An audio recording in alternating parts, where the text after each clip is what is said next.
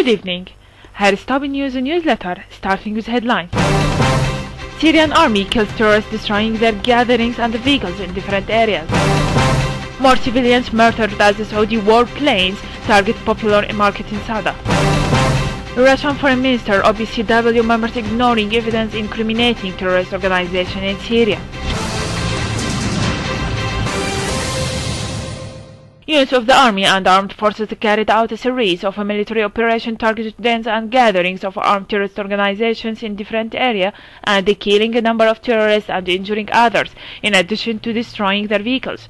Army units targeted terrorist dens and gatherings in Al-Minshiyah, the camp, and Al-Hamdi neighborhood in Dar'a al-Balad in the city of Dar'a, and in the two towns of the Da'il and Tafas in the countryside, killing a number of terrorists and injuring others.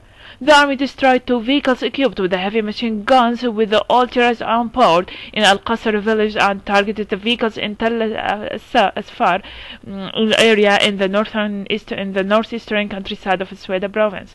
The army forces killed a number of terrorists and destroyed their vehicles in the area surrounding Al-Mallah farms, Dwar Zaytun, Al-Handarat camp, and Khan al-Asal in the countryside of northern Aleppo province.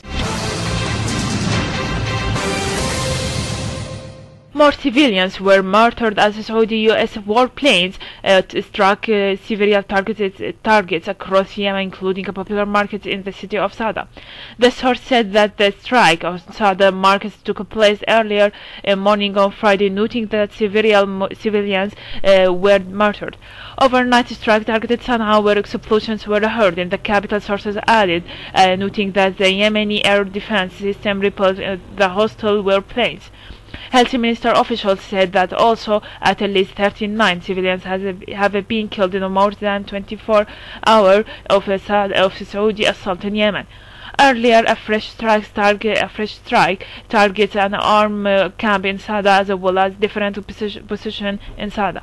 Saudi Arabia, along with the other Gulf and the Arab states, have been since Wednesday night waging a military attack on Yemen in a bid to protect the government of the President Abdurrahman Mansour Hadi, who fled the country to Oman earlier on Thursday.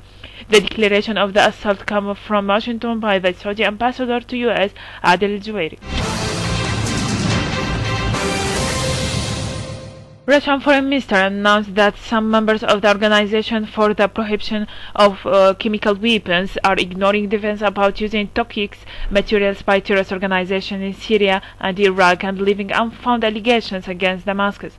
The Russian Foreign Minister spokesman Alexander Lukashevich pointed out that the Executive Council of the OPCW in its 79th session, which had concluded recently, indicated that the progress had been achieved in Syria with only 2% of the chemical materials left undestroyed, in addition to destroying 3 out of the 12 Syrian sites for producing chemical weapons.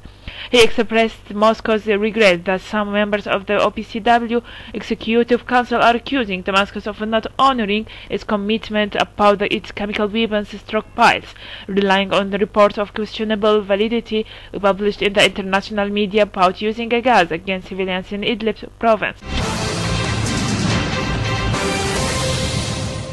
In the Iranian view, Iranian Deputy Foreign Minister for the Arab and African Affairs Hussein Amir Abdullahian affirmed that Syria's victory over terrorism is very imminent.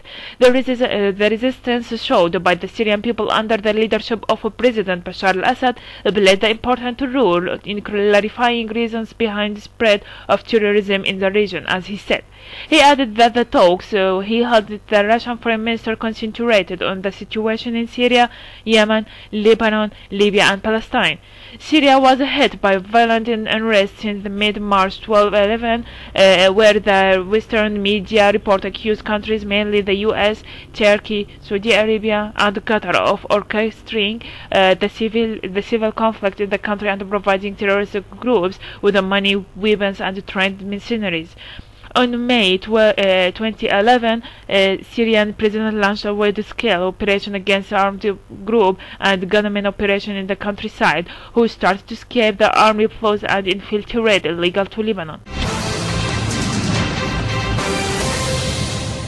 In Lebanon, Hezbollah Secretary General Said Hassan Nasrallah is scheduled to deliver a televised speech to tackle the recent development in Lebanon and the region. Said Nasrallah's speech will be broadcast live on Al-Manar TV. In Chinese view, China's foreign minister expressed serious concern on Friday after the Philippines said it would resume repair and reconstruction work on disputed island in the South China Sea. The minister accused Manila of invigilating of Chinese sovereignty. The Philippines has halted activities last year over concerning about the effect of international arbitration compiled against China. That's all for today. Thanks for joining us. I'm Inas Ahmad. Good night.